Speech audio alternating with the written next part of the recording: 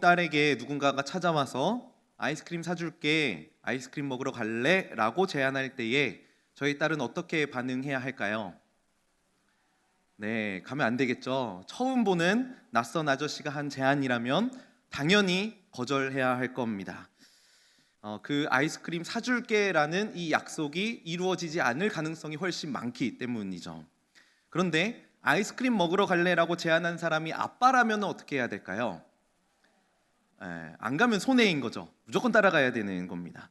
이런 차원에서 약속의 신실함을 증명하기 위해서 약속의 내용이 중요할까요? 약속의 주체가 중요할까요? 네, 결국 이 약속의 신실함은 약속의 내용에 있는 게 아니라 약속의 주체자가 누구냐에 달려 있다라는 것이죠. 약속의 내용보다 훨씬 더 중요한 건 그 약속을 누가 하느냐라는 것입니다. 그런데 사실 우리는 약속을 누가 했는지보다는 약속의 내용이 무엇인지에 더 큰 관심을 가질 때가 많이 있습니다. 만약 누군가가 우리 성도님들께 100억을 준다 그러면은 어떠시겠습니까? 잘 상상이 안 되시죠? 너무 큰 금액이라. 요즘 그 밸런스 게임이라고 둘 중에 하나를 선택하는 그런 게임이 있어요. 한번 이렇게 질문 드려볼게요. 1년 감옥 살고 100억 받기 대 그냥 살기. 이게 고민되죠? 네, 고민돼요. 1년 감옥 살고 나오면은 100억을 받고 아니면 그냥 사는 것. 100억이라면은 한번 해볼 만한. 네. 어쩌면 정말 우리에게도 내용이 중요한지 모르겠습니다. 감옥에서 어떤 일이 있을지도 모르면서 단순히 100억이라면 내 몸과 내 시간을 기꺼이 바치겠다라는 우리의 용감이 이 약속의 내용을 중요하게 여기는 우리의 현실을 반영하는 것은 아닐까 생각해 봅니다.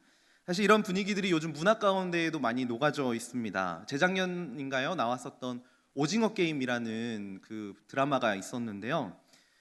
처음에는 사람을 죽이는 거에 대해서 회의감을 느꼈던 사람들이 456억이라는 상금을 보고서는 마음을 바꾸게 됩니다.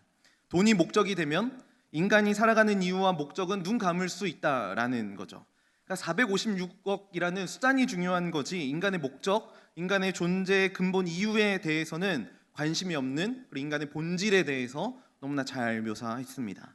그런데 문제는요, 이러한 약속의 내용, 이런 것들이 수단이 되어서 이런 것들을 중요시 여길 때 발생하는 부작용들이 있다라는 겁니다. 바로 그 내용, 그 약속의 내용의 종이 된다라는 거죠. 그 내용이 주인이 되어서 그거에 매여 살게 된다라는 거죠. 한번 이렇게 생각해 볼게요. 여러분들이 11조의 예물을 드릴 때 11조는 새 전으로 해야 할까요? 새 후로 해야 할까요? 새 전? 새 후? 반올림해야 될까요? 아니면은 올림해야 될까요? 내림 정도는 괜찮지 않을까요? 그래도 11조 드리는 건데 올림해야 될까요? 용돈을 받는 우리 믿음의 자녀들은 우리 부모님들이 11조를 하고 용돈을 준 거니까 11조를 안 해도 될까요? 아니면 그래도 해야 될까요? 이게 약간 우리 안에서 의견이 나눠질 수 있는데 이 10분의 1이라는 이 내용에 매이다 보면은 11조가 가지고 있었던 본질과 그 목적을 잃어버릴 수 있게 된다라는 거죠. 내 모든 소유는 하나님의 것이고 그 중에 10분의 1을 하나님 앞에 되돌려드리면서 이 물질의 전체, 내가 가지고 있는 전체 물질의 주인은 하나님이시다라고 고백하는 것이 11조의 원래 목적이잖아요. 이게 원래 목적인데 이 목적은 온데간데 사라지고 뭐 올림으로 해야 되느니 내림으로 뭐 세전 세후 이런 거에만 관심을 갖고 이걸 가지고 다른 사람들을 판단하고 정죄하게 된다라는 겁니다. 그리고 다른 사람들보다 못하고 있는, 적게 하고 있는 내 자신을 보면서 내 스스로에게 죄책감을 느끼기도 하죠. 이게 10분의 1이라는 내용에 매여 있는 신앙생활이라고 할 수 있을 겁니다. 그러니까 11조를 할 때 중요한 건 그 뭐 10분의 1 뭐 이런 내용들이 아니라 이 물질의 주인이 하나님이냐 이걸로 인정하느냐 이 믿음이 훨씬 더 중요하다라는 거죠. 사실 율법이 가지고 있는 맹점도 바로 이런 겁니다. 성경에서도 율법과 계명은 모두 선하다고 했습니다. 그런데 그 율법을 지켜야 하는 내가 선하지 못하죠. 선하지 않은 내가 그 율법을 다루려고 하니까 내 기준에 맞춰서 그 정도까지만, 내 기준에 맞춰서까지만 율법을 지키려고 하는 모습이 우리에게 있다라는 겁니다. 어느 재물이 많은 청년 하나가 예수님을 찾아와 물었습니다. 선한 선생님이여, 제가 무엇을 해야 영생을 얻을 수 있습니까? 그러자 예수님이 이렇게 말씀하시죠. 네가 어찌하여 나를 선하다고 일컫느냐? 하나님 한 분 외에는 선한 이가 없다. 내가 계명을 안 하니 간음하지 말라, 살인하지 말라, 도둑질하지 말라, 거짓 증언하지 말라, 내 부모를 공경하라. 그러자 그 부자가 아주 당당하게 얘기해요. 제가 어려서부터 그 계명들은 너무나 잘 지켜왔습니다. 다 지켜왔습니다. 그리고 예수님이 그 말씀을 들으시고 이렇게 말씀하시죠. 누가복음에 이렇게 이야기합니다. 같이 읽어볼까요? 예수께서 이 말을 들으시고 이르시되 내게 아직도 한 가지 부족한 것이 있으니 내게 있는 것을 다 팔아 가난한 자들에게 나눠주라. 그리하면 하늘에서 내게 보화가 있으리라. 그리고 와서 나를 따르라 하시니. 예수님이 그 부자에게 한 가지 부족한 게 있다라고 말씀하셨습니다. 그러니까 이 말씀은요, 다른 거 다 잘했는데 율법의 계명들 잘 지켰는데 한 계명만 못 지켰어, 그걸 채워, 이런 말씀을 하시는 게 아니죠. 너가 계명은 잘 지켜왔지만 핵심적이고 가장 중요한 게 지금 빠져 있어라고 말씀하시는 겁니다. 그게 뭘까요? 내게 있는 것을 다 팔아 가난한 자들에게 나눠줘라. 그러니까 이 말씀은 내 이웃을 내 몸처럼 사랑하라라는 의미가 담겨져 있는 10계명의 두 번째 돌판에 담겨 있는 핵심이었죠. 그러니까 부자는 율법은 다 지켰는데, 계명은 다 지켰는데 돈을 하나도 쓰지 않고 지켜왔었던 겁니다. 여전히 돈을 사랑했고 돈은 완전히 내 것이기 때문에 그 돈을 이웃에게 나눠줄 수는 없었던 겁니다. 그러니 율법은 지켜왔지만 자기가 생각하고 자기가 가지고 있는 기준 내에서만 그 율법을 지켜왔고, 더 나아가서 율법이 가리키고 있는 근본적인 목적에 대해서는 잊어버린 채 자기의 기준에 맞춰서 신앙생활을 하고 있었던 겁니다.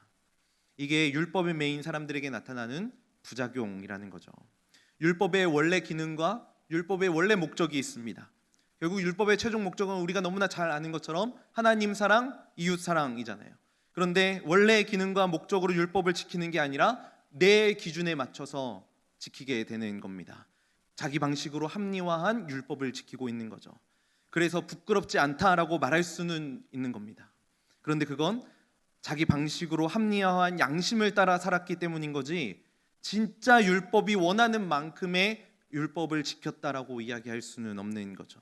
그래서 우리가 기억해야 할 것은 그 약속의 내용 하나하나에 우리가 얼마나 지켜왔고 얼마나 최선을 다해왔고 이것을 바라보는 것이 아니라 이 약속을 누가 주셨는가, 누구로부터 왔는가, 이걸 기억해야 한다라는 겁니다. 유대인들은 하나님보다 하나님이 주신 율법의 내용에 훨씬 더 큰 관심과 훨씬 더 큰 비중을 두고 사는 사람들이었습니다. 하나님을 섬긴다라고 얘기했고 하나님을 유일한 여호와라고 고백하면서도 그 하나님보다 하나님이 주신 약속의 내용을 훨씬 더 중요하게 생각했었던 거죠. 그래서 그들의 삶의 원리는 하나님이 아니라 하나님이 주신 율법이었습니다. 율법을 주신 하나님을 기억하는 게 아니니까 율법이 무엇을 말하고 있는지에 더 관심을 갖고 있었고, 율법을 지키지 않는 사람들을 향해서는 정죄하고 비판했었던 거죠. 오늘 본문에서도 바울은 이러한 율법의 특징에 대해서 이렇게 이야기합니다. 우리 23절 같이 한번 읽어볼까요? 믿음이 오기 전에 우리는 율법 아래 매인 바 되고 계시될 믿음의 때까지 갇혔느니라. 여기 보니까 율법 아래에 매였고 율법에 갇혔다라고 이야기합니다. 이게 무슨 말이냐면 율법은 우리를 자유하지 못하게 만든다라는 겁니다. 그리고 바울이 한 가지 더 이야기하는 게 있어요. 율법의 내용에 관심을 가지니 그 율법이 내 삶을 억압한다라는 겁니다. 매인바되고 율법에 갇힌 삶이 되는 거죠. 이런 맥락에서 바울이 한 가지 더 이야기하는데요. 24절에 이같이 율법이 우리를 그리스도께로 인도하는 초등교사가 된다라고 이야기를 합니다. 초등교사의 역할. 이 당시에 어린아이들을 가르치고 양육하는 가정의 교사들이 있었습니다. 그래서 이런 가정교사들이 해야 했었던 일은 아이들을 통학시킨다든가 아이들의 행동에 대해서, 언행에 대해서 감시하는 일들을 했었습니다. 잘못한 것에 대해서는 엄격하게 훈육하던 사람들인 거죠. 그래서 그 옛날에 이 당시의 그림들을 보면은 가정교사들이 회초리, 매 이런 거 들고 있는 이 그림으로 많이 그려졌다고 해요. 그렇게 아이들을 경고했고 지도했고 엄격하게 이끌어 갔었던 거죠. 그런데 재밌는 게 뭐냐면은 이 가정교사의 역할을 누가 하냐면은 그 집에 있는 노예들이 합니다. 신부는 노예인데 아이들을 가르치고 있는 거죠. 그러니까 사실 가정교사들은 한계가 있었던 거예요. 잘못된 다른 방향으로 가고 있는 아이들을 바르게 가르치는 건 해도 그들은 노예였을 뿐인 거예요. 매여 있고 갇혀 있고 할 수 있는 일에 한계가 있는 노예들이라는 거죠. 그렇다면 오늘 말씀에서 이 율법을 아까 매인받고 갇혔다라는 감옥이라는 이미지와 지금 이 가정교사라는 이미지로 그리고 있다라는 이것에 우리가 관심을 가질 필요가 있겠죠. 이 의미가 도대체 뭘까요? 사실 긍정적인 이미지는 아니잖아요. 이게 우리를 억압하게 한다라는 거죠. 자유하지 못하게 한다라는 겁니다. 무엇을 해야 할지, 무엇을 하지 말아야 할지 말해주고 순종할 때는 벌이 있다라는 것들을 우리에게 알려주고 있는 거죠. 바로 오늘 본문을 통해서 율법이 바로 이런 역할을 한다라고 이야기하는 겁니다. 우리를 자유하지 못하게 하고 억압하니까 우리를 두렵게 만드는 겁니다. 그런데 한 가지 분명하게 이 이미지를 통해서 한 단계 더 나아갈 수 있는 그림이 하나 더 있습니다. 감옥이라는 이미지를 통해서 감옥에서는 자유하게 되는 그 날을 꿈꿀 수가 있잖아요. 가정교사도 아이가 성장하게 되면은 이 가정교사의 지도를 받지 않게 되는 날이 찾아온다라는 거, 그것을 기대할 수 있다라는 거죠. 벌을 다 받고 난 다음에 감옥의 형량이 다 끝난 다음에도 여전히 감옥에 있으려고 하는 건 얼마나 어리석은 모습입니까? 또한 다 컸음에도 불구하고 나는 여전히 그 가정교사가 이끄는 대로 말하는 대로만 간다면은 얼마나 불쌍한 인생입니까? 율법에는 이렇게 한계가 분명히 있음을 바울은 오늘 말씀을 통해서 우리에게 알려주고 있는 겁니다. 그래서 우리에게는 이 율법을 통해서 나아가야 할 목적지가 있다라고 오늘 본문은 이야기합니다. 우리 같이 한번 읽어볼까요? 이같이 율법이 우리를 그리스도께로 인도하는 초등교사가 되어 우리로 하여금 믿음으로 말미암아 의롭다 함을 얻게 하려 함이라. 네, 어디로 인도합니까? 그리스도께로 인도하는 역할을 합니다. 율법의 내용에 관심을 가지고 율법의 내용에 집중하는 것이 아니라 율법의 항목 하나하나가 가리키고 있는 게 있다라는 거예요. 항목 하나하나, 계명 하나하나가 그리스도를 가리키고 있다라는 거죠. 그 그리스도께로 나아가야 한다라는 겁니다. 그래서 우리는 믿음으로 그리스도께 나아가면 그 믿음으로 말미암아 의롭다 하심을 얻게 되는 것이죠.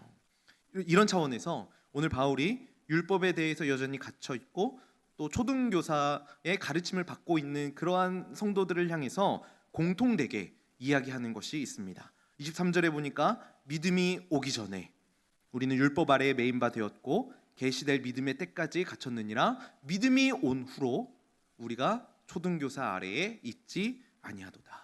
믿음이라는 걸 기준으로 해서 믿음이 오고 나면은, 믿음이 생기고 나면은 뭔가 달라지는 것을 이야기하고 있는 거죠. 믿음이 있으면 초등교사의 아래에 있지 않습니다. 믿음을 알면 더 이상 가정교사의 교육에 얽매이지 않게 되는 겁니다. 이게 바로 예수 그리스도를 가리키는 것이죠. 그러면서 바울은 이 예수 그리스도로 새로운 정체성을 얻고 있는 우리를 향해서 오늘 본문에 보니까 크게 세 가지의 정체성을 이야기하고 있습니다. 믿음 안에 있는 우리의 정체성 첫 번째는요, 우리는 하나님의 아들, 하나님의 자녀라는 것입니다. 26절 한번 읽어볼까요? 26절입니다. 너희가 다 믿음으로 말미암아 그리스도 예수 안에서 하나님의 아들이 되었으니. 그리스도 예수 안에서 하나님의 아들, 하나님의 자녀가 되었음을 선포하고 있죠. 이 한국어 성경에는 이 번역이 나타나 있지 않는데요. 사실 26절 앞에는요, 그러나 지금은 이라는 말이 포함되어 있습니다. 그러나 지금은, 이 말은 옛날에는 안 그랬지만 그러나 지금은 그게 아니다 라는 거예요. 우리의 정체성이 뭡니까? 하나님의 자녀라는 거죠. 여러분, 이 정체성을 믿으십니까? 그러니까 하나님은요, 우리를 가정교사처럼 억제하고 억압하고 응징하시는 분이 아니라는 거죠. 하나님 우리 아버지가 되시고 우리를 자녀 삼아 주셨고 우리를 용서해 주시는 분이십니다. 그래서 우리는 우리의 죄로 인해서 받아야 할 벌에 대해서 두려워하는 사람들이 아니라, 하나님을 무서워하는 사람이 아니라, 두려워하는 사람이 아니라 하나님의 사랑 안에 머무는 자들인 거죠. 우리 자녀잖아요. 하나님의 자녀, 하나님의 아들, 그분의 영광스러운 나라의 상속자, 자녀와 그 지위의 특권을 누리는 자들인 겁니다. 이 모든 것들이 어디에서부터? 그리스도 안에서 시작되었다라는 겁니다. 그래서 우리는 그리스도 안에 있으면 되는 겁니다.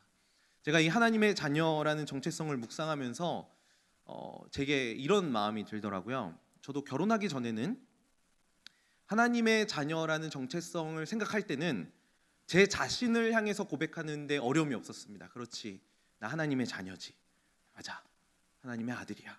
그런데 제가 결혼하고 또 아이를 키우다 보니까 이 하나님의 자녀라는 정체성을 나에게 적용하기보다는 내 육신의 자녀들에게 먼저 적용하고 있는 모습을 보게 되었던 거예요. 그러면서 어느 순간 내가 하나님의 자녀라는 정체성은 잊어버리고 나는 이들을 양육해야 되는 아버지라는 정체성이 더 크게 느껴졌었던 거죠. 그런데 여기서 말하는 하나님의 자녀는요, 우리의 육신의 자녀들만을 가리키는 하나님의 자녀가 아니라는 겁니다. 여러분들 스스로가 내가 하나님의 자녀입니다. 여러분 믿으시죠? 우리 스스로에게 좀 가슴에 손을 얹고 선포했으면 좋겠어요. 난 하나님의 자녀다.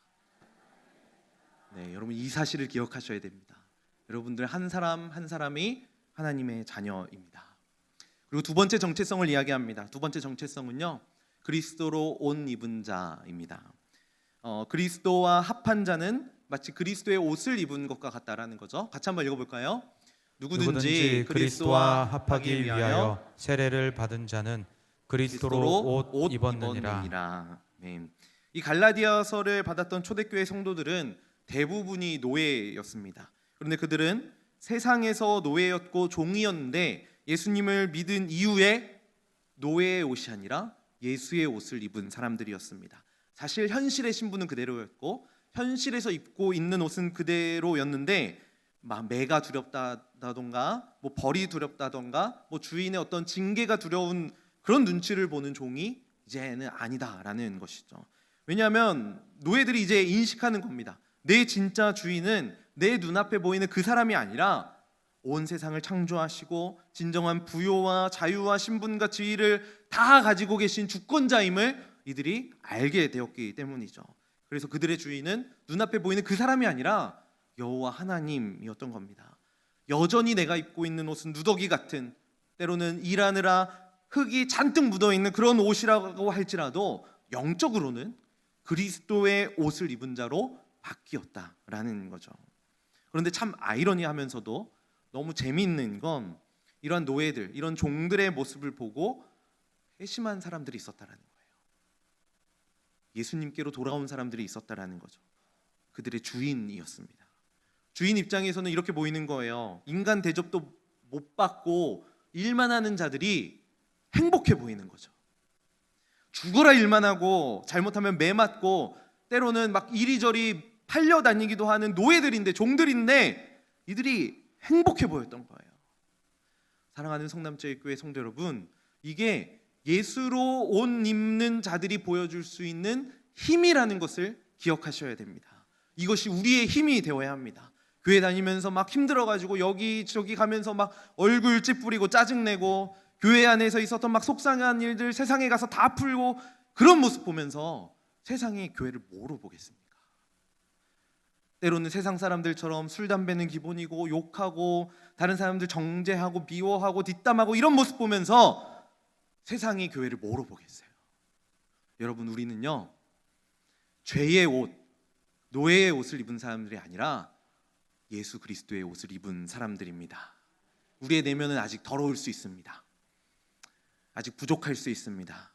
그런데 예수님께서 우리에게 그 옷을 입혀주셔서 거룩하게 불러주셨습니다. 우리가 이 정체성을 기억하면 우리의 표정 달라질 수 있겠죠. 이 정체성 마음에 새기면 우리의 언어가 달라질 수 있겠죠. 우리의 행동이 달라질 수 있겠죠.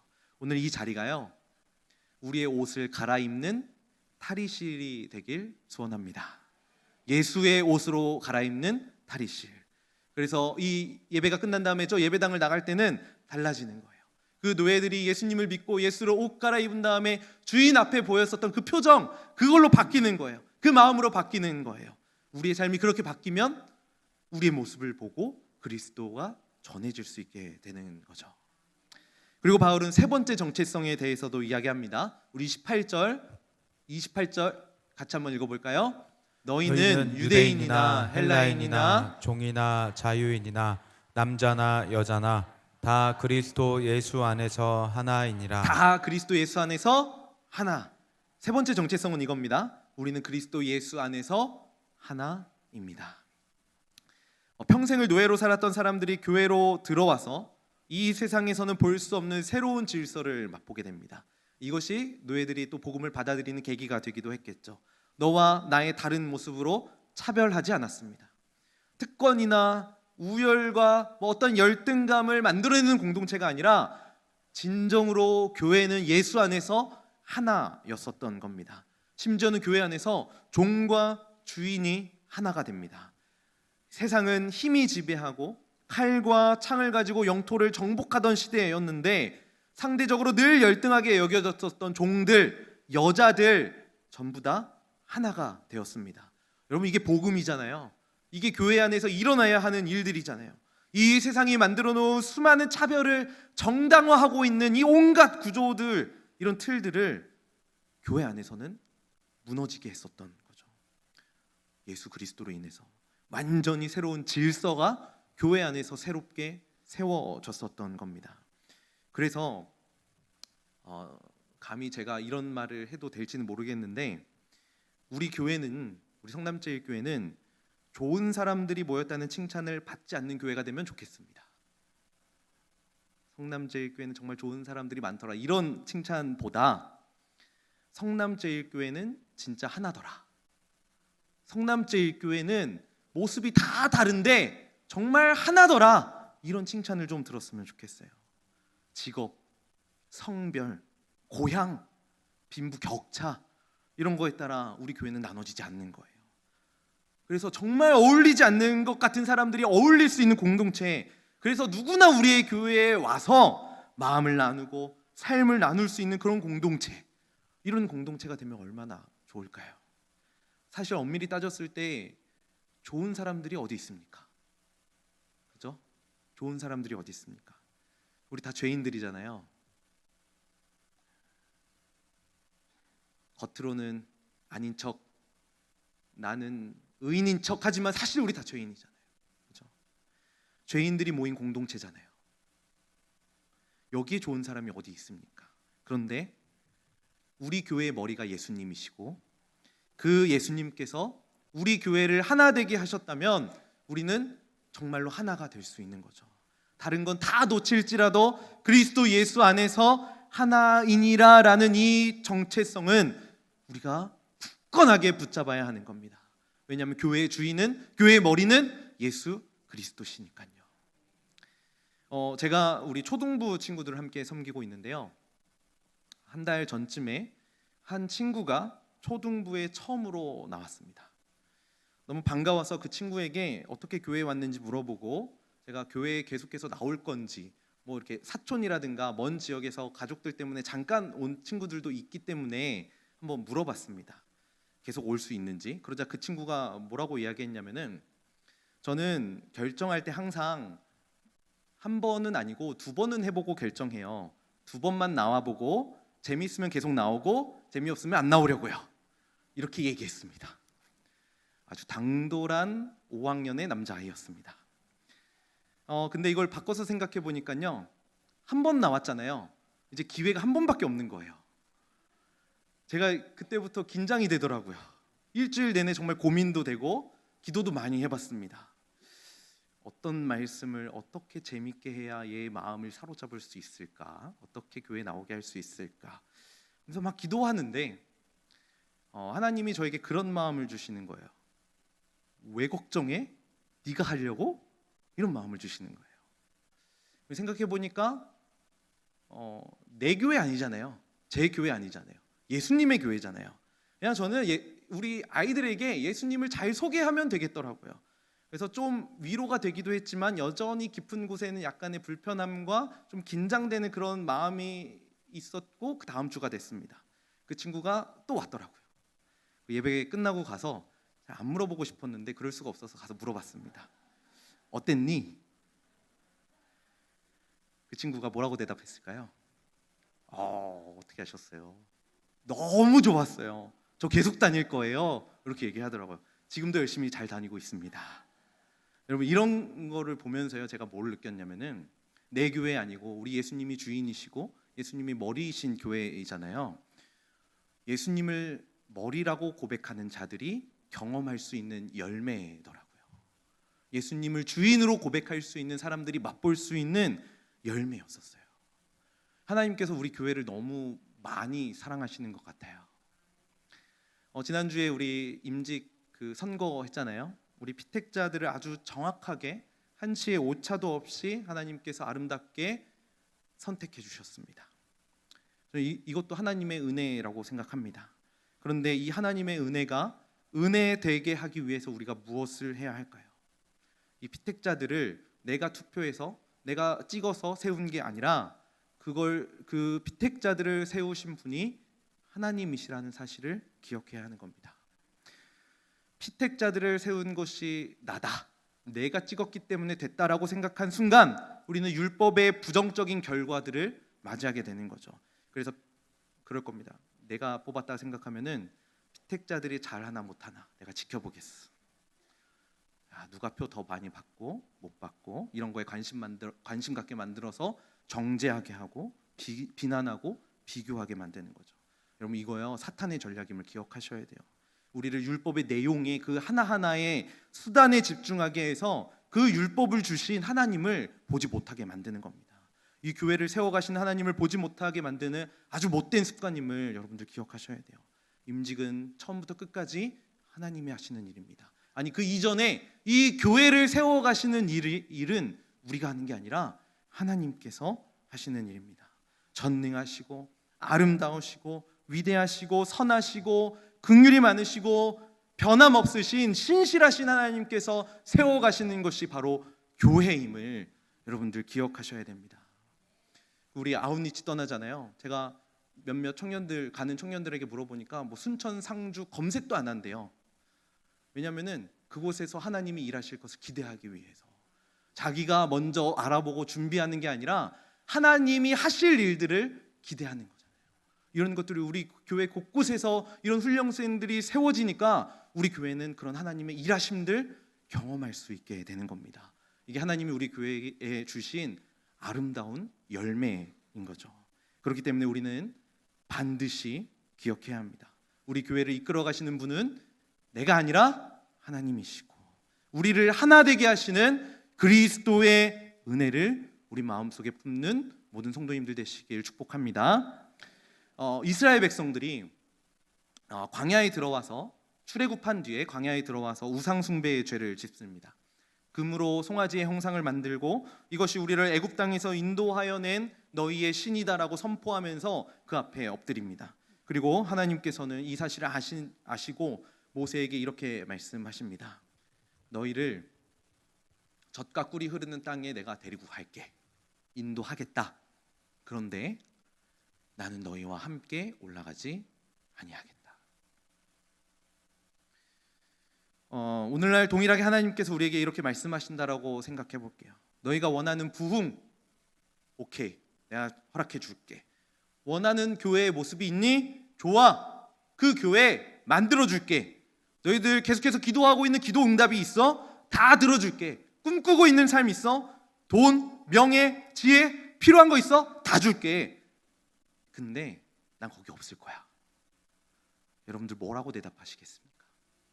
하나님 앞에 어떻게 반응하시겠습니까? 네, 주님, 그래도 제가 오래 기도해 왔던 기도 제목들이었잖아요. 일단 아멘으로 화답하겠습니다. 일단 그 약속의 땅 들어가서 주님 오시는지 안 오시는지 기다려 볼게요. 혹시 이렇게 반응하는 모습이 우리의 모습은 아닌가 생각해 봤어요. 모세가요 이렇게 대답하더라고요. 우리 15절 같이 읽어볼까요? 모세가 여호와께 아뢰되 주께서 친히 가지 아니하시려거든 우리를 이곳에서 올려 보내지 마옵소서.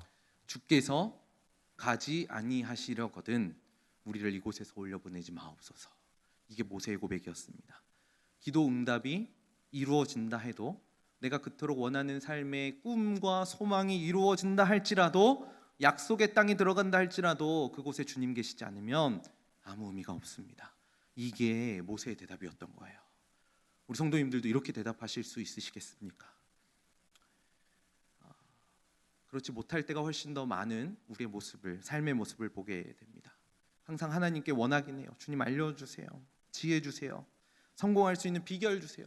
돈 많이 벌 수 있도록 좋은 대학 들어가고 좋은 직장 들어가고 주식이 좀 대박나게 해주시고 로또도 좀 당첨되게 해주시고 11조 많이 할게요.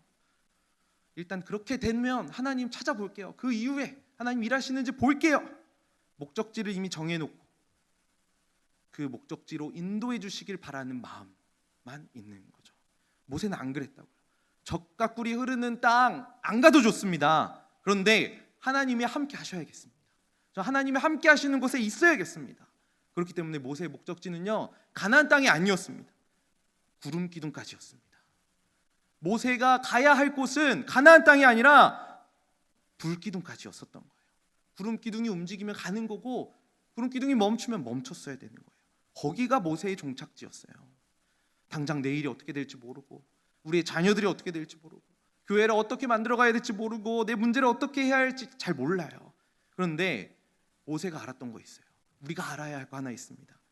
그 하나님이 우리를 애굽에서 인도하셨다. 그 하나님이 우리를 지금까지 인도하셨다. 그거 하나 알면 충분한 겁니다. 그거 하나 알면 되는 거예요. 우리가 인생을 살다 보면 분명히 하나님이 인도하시는 것 같고 때로는 하나님이 내 기도에 응답하셔서 시작한 것 같은데 실패처럼 보이는 일들이 있어요. 실패한 것처럼. 근데 분명히 하나님이 응답하셨는데 하나님이 일로 가라고 하셨는데 심지어는 주의 일이라고 불리는 사역 안에서도 이러한 실패들은 경험됩니다. 왜 하나님이 내게 응답해 주셨고 일로 가라고 하셨는데 왜 실패를 경험하는 것 같지? 왜 주의 일이 방해받는 것 같지? 어쩌면 하나님의 관심이 일을 하는데 있지 않기 때문일 겁니다. 하나님의 자녀인 여러분들에게 하나님은 관심이 있기 때문이죠. 하나님의 관심은요, 하나님의 사역으로 하나님의 나라가 확장되는 거, 이것도 물론 관심이 있으시겠지만 이것만큼 우리 안에서, 우리 공동체 안에서 그 하나님의 이름이 확고하게 드러나길 원하고 계십니다. 그 하나님의 우리를 향한 사랑은 결코 끊어지지 않기 때문에 우리가 그 하나님 붙잡고 그 하나님이 행하시는 일들 보는 게 아니라 그 하나님, 행하고 계시는 그 하나님 붙잡고 그 하나님의 사랑 안에 거하면은 충분한 거예요. 때로는 힘들겠죠. 때로는 지치기도 하겠죠. 어려운 순간을 살고 계신 우리 성도님들의 삶이잖아요. 그런데요, 분명하게 여러분들에게 위로하고 권면하고 선포할 수 있습니다. 누가 뭐래도 여러분은 하나님의 자녀입니다. 하나님의 자녀. 제가 오늘 말씀을 준비하면서요, 이 찬양의 가사가 계속해서 맴돌았습니다. 내일 일은 난 몰라요. 하루하루 살아요. 불행이나 요행함도 내 뜻대로 못해요. 이게 하나님 붙잡고 살아가는 성도의 삶 아니겠습니까? 하루하루 사는 거죠. 하루하루 구름 기둥으로 인도하시는 데까지, 불 기둥으로 인도하시는 데까지. 어떻게 인도하시는지 이게 무슨 상관이에요? 하나님이 인도하고 계시는데 내일 모르면 어때요? 오늘 하나님하고 함께 하면 되는 거잖아요. 오늘 이러한 마음 가지고 예배당 나가시는, 그리스도로 옷 입는 우리 성남제일의 모든 성도님들 되시길 축복합니다. 우리 말씀 기억하시면서 우리 이 찬양, 우리의 삶의 고백으로, 우리 마음의 고백으로 하나님 앞에 올려드리겠습니다.